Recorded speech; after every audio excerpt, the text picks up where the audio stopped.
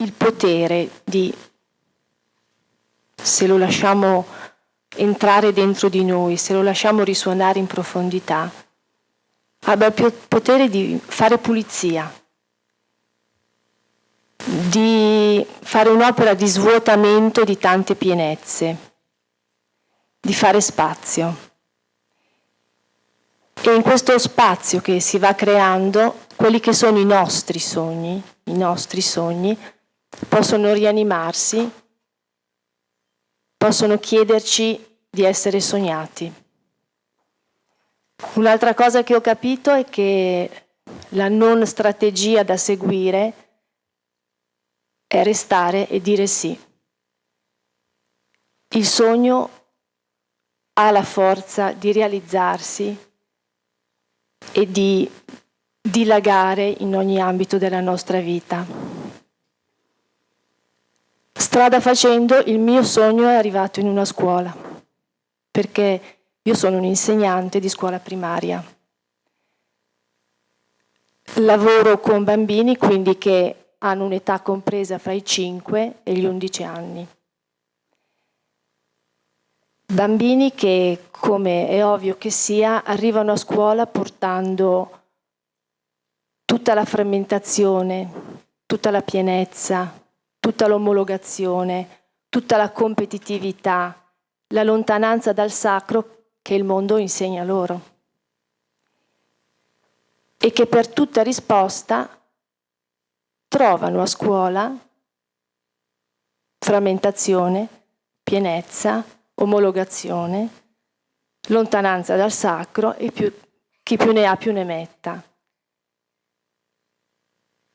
È un circolo vizioso aggravato dal fatto che a scuola, io parlo per la scuola italiana, ma credo che la situazione non sia differente nelle altre realtà, c'è un'estrema sopravvalutazione del razionale. Nonostante riforme, controriforme, dichiarazioni di intento, interviste televisive, la scuola rimane un territorio della mente. La fatica per questi bambini, il disorientamento, il disagio poi sono sotto gli occhi di tutti, non ve li devo certamente raccontare.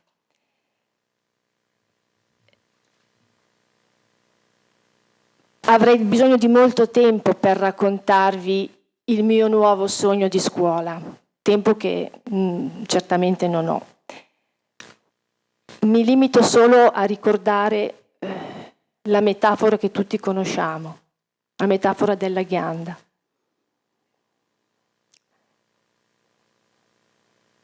Ogni persona, ogni bambino che viene affidato alla scuola è portatore di unicità. Ogni bambino vuole risplendere. Ecco, nel mio sogno c'è una scuola capace di dare a quel bambino seme, la terra, l'acqua, l'ossigeno, la luce necessari perché diventi la pianta che deve diventare. Una scuola capace di accogliere quel bambino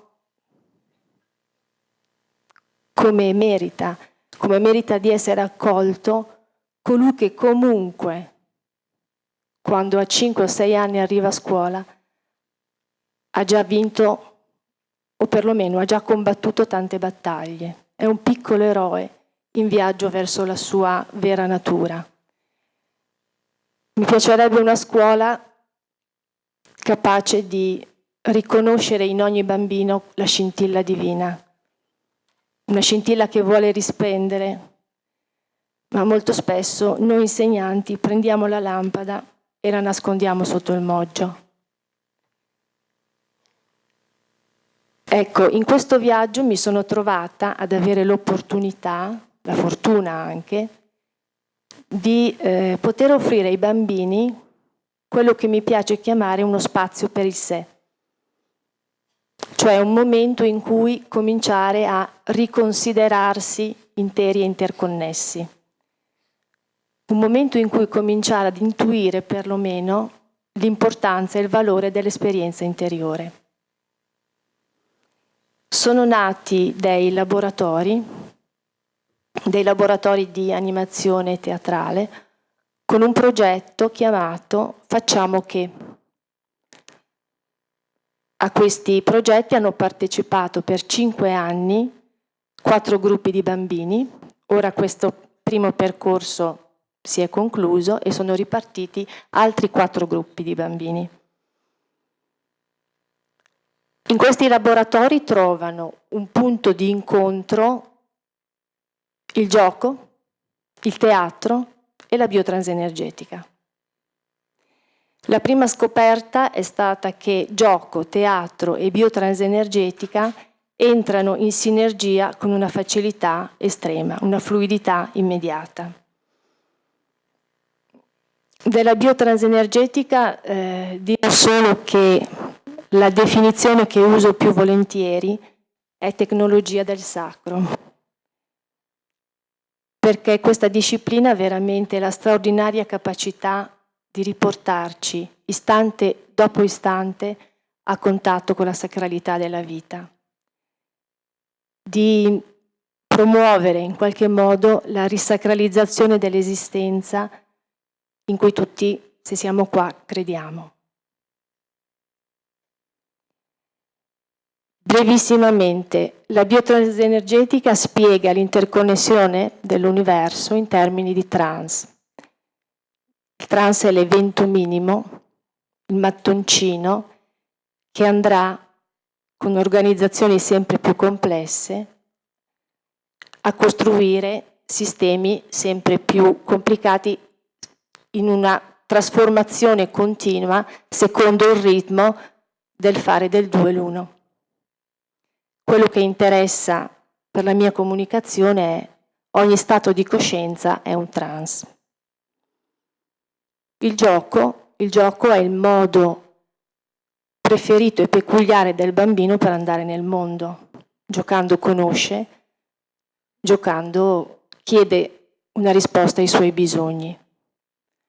Del gioco è stato detto e scritto di tutto e di più. Quello che mi importa sottolineare in questa occasione è che c'è un momento specialissimo nella vita del bambino in cui comincia a costruire delle microstorie, in cui entra con tutto se stesso.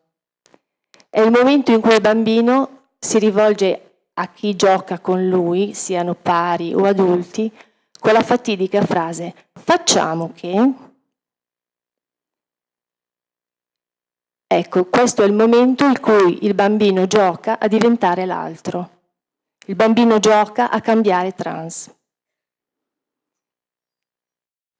E così il gioco diventa drammatico, diventa il suo modo di sognare, il suo modo di esplorare i suoi sogni, di montarli, di smontarli, di cambiarli se non gli piacciono.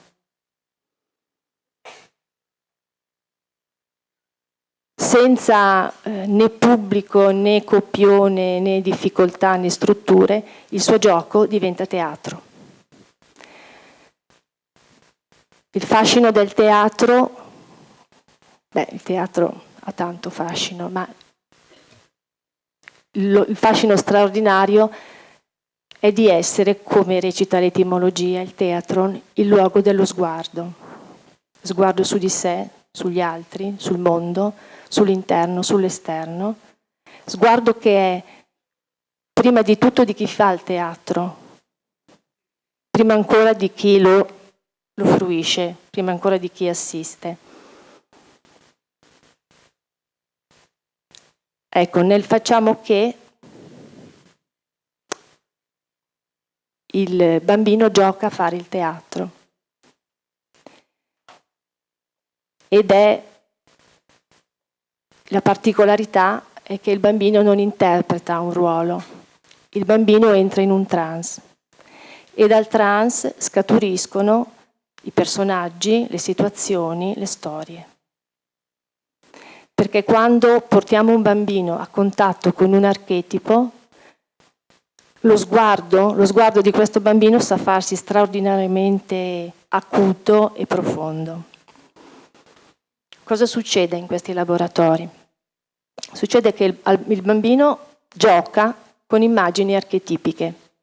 L'immagine archetipica porta in contatto con l'archetipo e con le diverse qualità vibratorie. Può sembrare difficile portare un bambino in contatto con un archetipo. No, è facilissimo. Basta farlo giocare. Tecniche a mediazione corporea.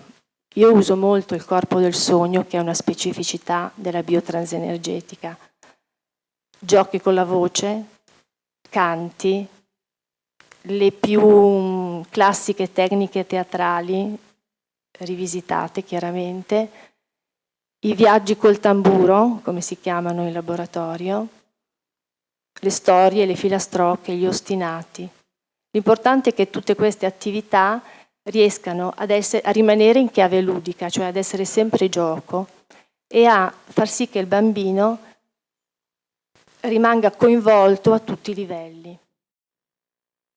Una volta che il bambino è interamente coinvolto, è interamente presente, parte il gioco, parte l'avventura.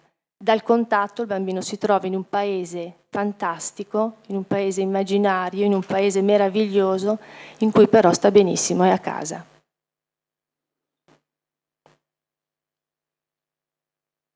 Dalla persistenza del contatto nascono situazioni diverse. Il bambino comincia a prestare più attenzione al suo corpo, alle sensazioni fisiche, comincia a notare i movimenti dell'energia nel suo corpo, si stupisce, si diverte, comincia a riconoscere le emozioni, comincia a nominarle e a condividere con gli altri. L'immaginario si scatena, a volte si arriva all'insight. È una sorta di carosello che coinvolge i piani interconnessi, per cui nascono nuovi gesti, nascono nuovi suoni, nascono nuovi canti, nascono nuovi spunti per storie. A volte, direi abbastanza spesso, si arriva ad una vera e propria celebrazione della forza. Oso dire che con questo gioco il bambino entra in una... Scusate, ho un segnale. Entra in una dimensione transizionale e scopre parti di sé, le sperimenta, le riconosce come sue. Le riconosce come sue e quindi scopre di essere depositario di un sapere che non sapeva di avere. Ecco perché penso che sia possibile parlare di un trans-learning, cioè di un apprendimento che si verifica grazie al trans con l'archetipo. È un apprendimento estremamente facile perché il bambino gioca, è un apprendimento del non fare, è senza sforzo.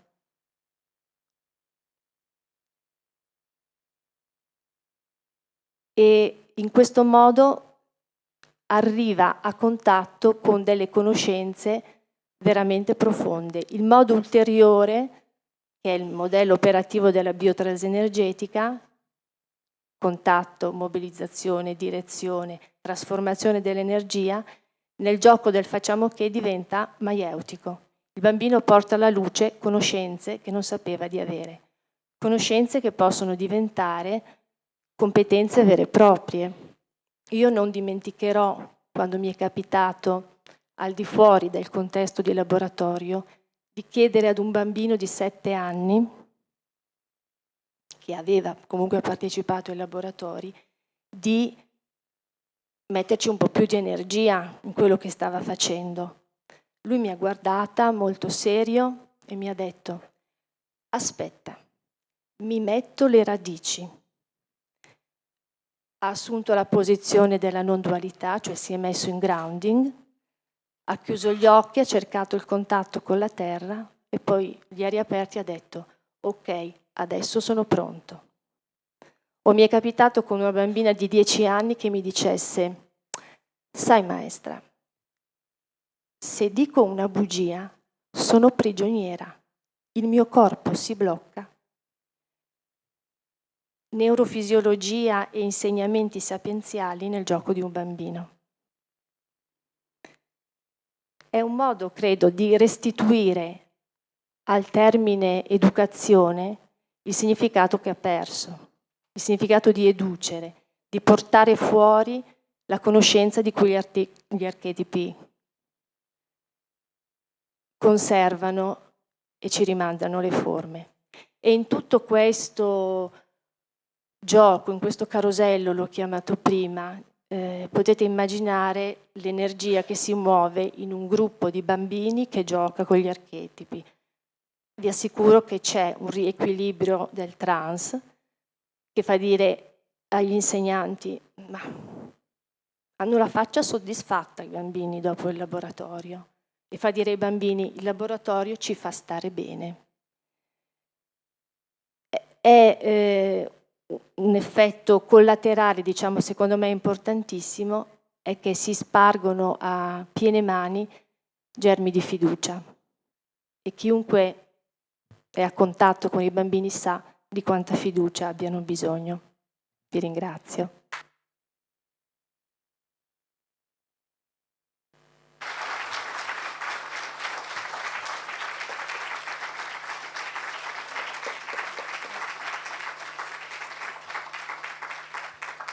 Grazie Patrizia. We are running a bit out of time, so I'm going to let Judith now. I want to thank Pierre Luigi for that introduction, because at least for me it got me into a state of oneness, as you did last year when you played the drum and said not two but one. Remember that? He did that? Okay, the name of this conference, as we know, is Beyond Mind, Toward a Consciousness of Unity. And I will discuss in this presentation the implications and challenges of a consciousness of unity, which is referred to as oneness in the transpersonal field. So when I conceptualize the concept of oneness, I think of how initially it manifests in our human nature as a veiled awareness that we are all much bigger than the persona we normally display. I then see this awareness expanding into the larger self. And this larger self, at first, helps us to develop a strong ego. And then it expands the boundaries of our ego, which eventually leads to the opening up to oneness with other people, with the natural and the spiritual worlds. While the words I've just said may seem simple enough, oneness is anything but an easy process. All spiritual traditions know this and refer to oneness as an important and highly evolved stage of spiritual development. In Christian mysticism, for example, oneness is referred to as union. And Jesus said to his disciples, when you make the two one, and when you make the inner as the outer, and the outer as the inner, and the above as the below, and when you make the male and female into a single one, then you shall enter the kingdom. In Jewish mysticism, union with God is the essence of the spiritual journey and is referred to as Ein Sof in the Kabbalah. In Tibetan Buddhism, oneness is considered exalted and reflective of enlightenment. Initiates term it luminosity emptiness, the experience of which simply surpasses any attempts at description. In the Hindu Upanishads, we read, above time all is Brahman, one and infinite. He is beyond north and south, east and west, above or below. To the unity of that one goes he who knows this. And in Islam, the Quran states, the entire universe, in the way it is created, in the way it is controlled, bears witness to the oneness of Allah. And behind the forms is the one who gives them shape. So while the teachings of the traditions tell us that the experience of oneness is the apex of spiritual development, the challenge for the transpersonal field is in how to assist our clients to open to the energy of oneness and then to integrate it into their consciousness. For integration to occur, I believe there has to be a conceptual understanding of what this energy is, as well as having a personal, direct experience of it. In terms of this conceptual understanding, we can all agree, I'm sure, that we are born into this world from a place of oneness, from the source. When we physically die, we go back to this place of oneness. Oneness, therefore, is the reality that reflects our existence and human nature. Therefore, it should not be surprising that we all possess an inner template in which oneness is natural and separation is unnatural and problematic. At the foundation of human nature, there is a primary striving to recreate our original merging with God, whether we consciously realize it or not. And in a deep experience of oneness, all opposites and distinctions vanish for the person. There is nothing but connection, and oneness then seems to underlie the appearance of the world. Oneness also is when you experience the feeling of merging with all creatures, fellow humans, and God. Boundaries disappear, and you feel you are living in the eternal moment. Such a sense of oneness that you experience between yourself and everything else is not so much a loss of your individuality as it is an interplay of self with God. It is an exchange process rather than a loss of distinction. It is an emotion, attitude, or sense of semi-permeability that does not obliterate your personality, but transcends it. The writings and prophecies of diverse civilizations all reveal the year 2012 as an evolutionary leap in consciousness that is fundamentally important for all mankind. I think most of us believe this time is beginning to occur now and can be understood as a merging of the physical and spiritual realities through changes in our consciousness. I also believe that this is why increasing numbers of people are having experiences of oneness. And such experiences occur deep inside people's core selves, whether they are conscious of what is happening or not. So what are the implications and challenges of oneness now for the transpersonal field?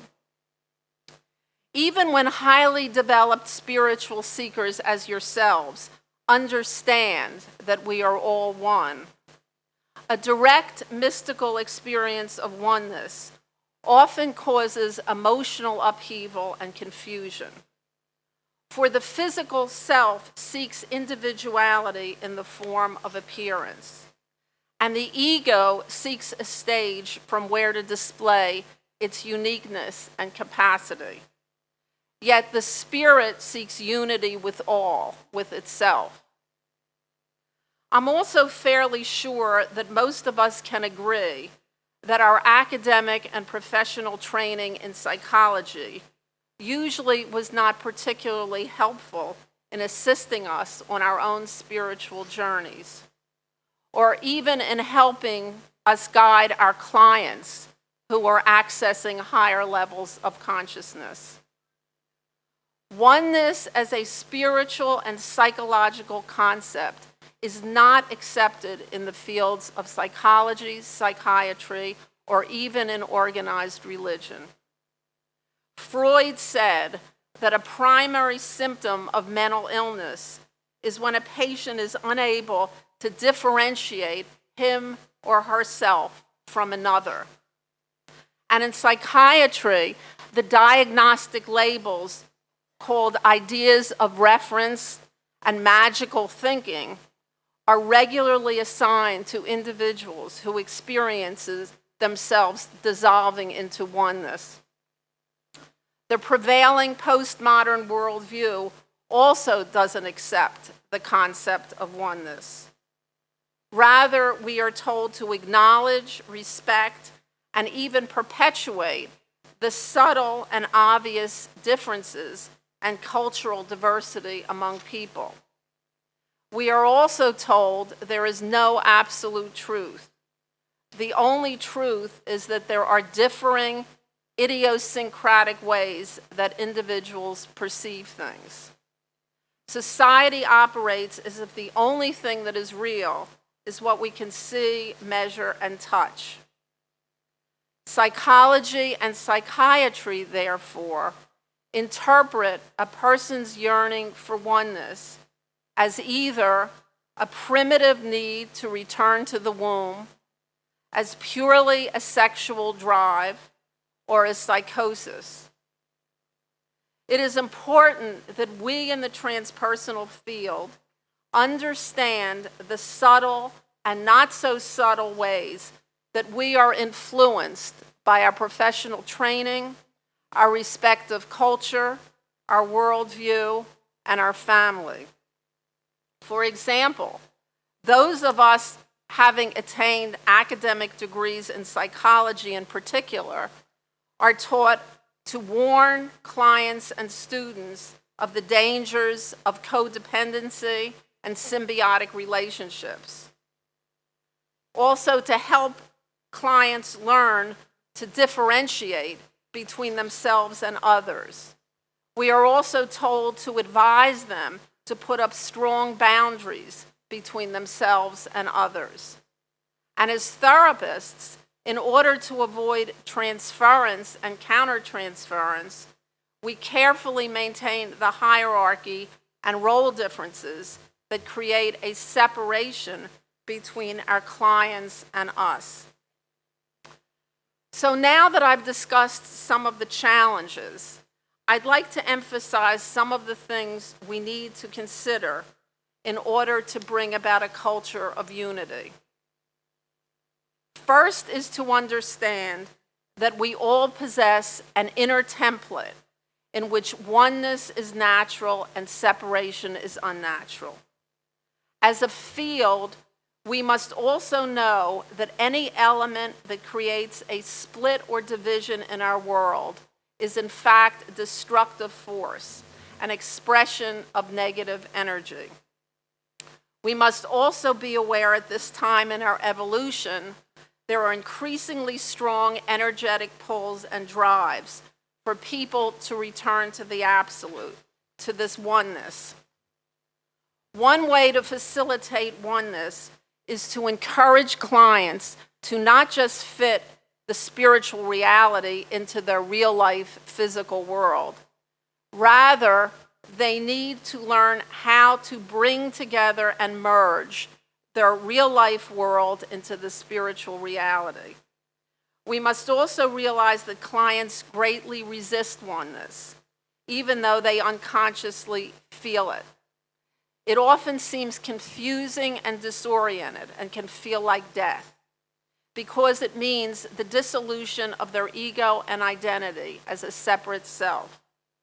We must also be cognizant of the fact that the closer a person comes to the illumination of oneness, the more his or her shadow will be pushed up.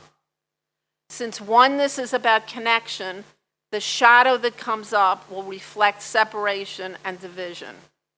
And even though the shadow will invariably be related to interpersonal relationships in clients' everyday lives, don't automatically encourage separation, personal empowerment, or boundary building, no matter how emotionally challenging a particular interpersonal situation may be for a client. Forgiveness and surrender, for example, might be alternative solutions to a given problem. We in the transpersonal field must also be clear in distinguishing between states of mystical oneness and stages. A state of oneness is a passing and temporary phenomenon of relatively brief duration. A stage of oneness means that a person has successfully integrated that altered state of oneness consciousness and can now live it in everyday life. Making a shift from a state of oneness to a stage of oneness is between the difference between having simply an altered state and becoming liberated. Living in the stage of oneness constitutes a powerful reorganizing force and development. A transpersonal manifesto, therefore, should work to bring about a culture of oneness in a multicultural world. Doing this means to face and challenge our personal worldviews even more deeply than before, and to realize how it has been subtly influenced by the field of psychology and society. It is through such personal and professional efforts that we as a field can make the two one. The expansion of unity consciousness for the individual and the species is the meaning of human evolution and the dramatic challenge of this historic time. Thank you.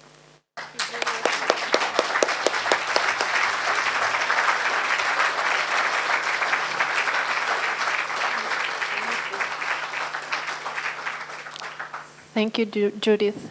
Now we're going to let our other goddess speak, Tanna. Hello, I'm really happy to be here, and I'm really thrilled that I'm put on this panel because I wouldn't even think about speaking as a goddess or priestess of the goddess, but my soul was longing for a long time for this voice to come. So first, because I realized that you all came from far and you might be tired of sitting and listening, I'd like to invite you to sing a little song about goddess, which my daughter Gaia taught me just before I left. And Gaia, she was with us several times, and you might remember her. And she taught me this song, and we can sing it together. We all come from the goddess, and to her we shall return, like a drop of rain falling to the ocean. We all come from the goddess, and to her we shall return, like a drop of rain falling into ocean.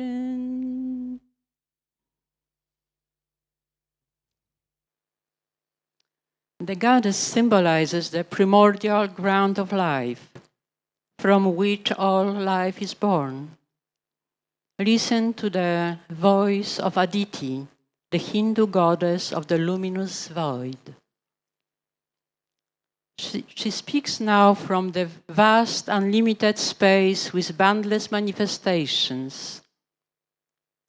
You are from me. I hold you in my dark womb. Unburden your heart. Crack open your head. Put out all your troubles, pains and fears, your hollowness, your loss and loneliness. Look inside me now. Get on a healing way, the path on infinitive love. It is your sacred well. Drink of the dark vastness and be healed. Light the dark candle of your soul. I will find you. I never miss. Your breath is my trail to you.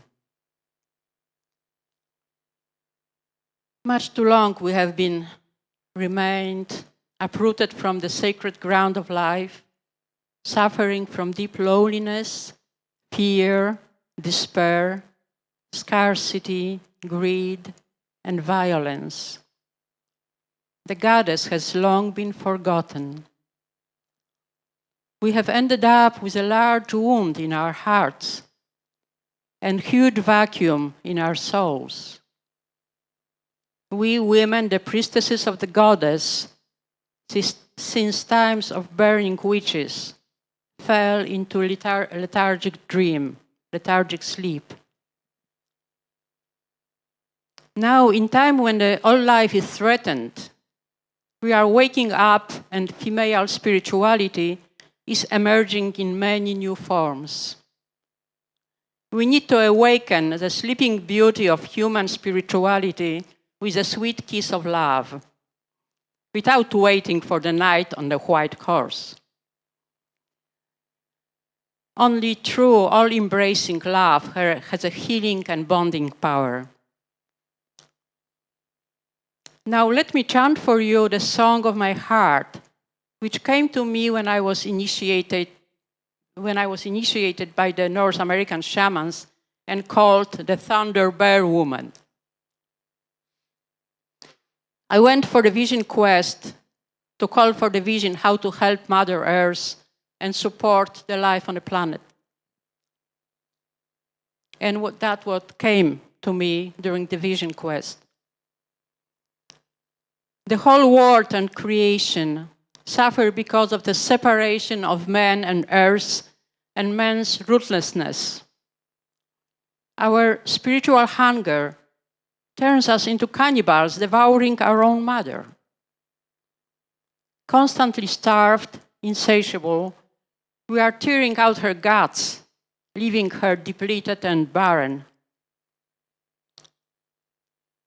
We have to stop turning our energy against life.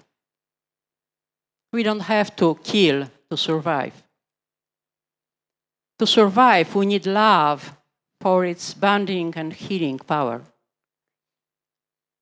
Let us stop wars and conquests and let the earth be. There is enough water, fire, land, and air for everybody. Let us go back. Let us go back upstream to the source and quench our thirst and put out the fire that is consuming the world. So I'm really deeply convinced that we have to go back to the source, to reconnect with the source of life in order for us to survive. We women now, we feel fully awake and bringing our goddess mother back to our household. The spirit of time is calling us to change the paradigm from distant God, Father in heaven, to Mother on earth. delivering the gifts of abundance and generosity. We urgently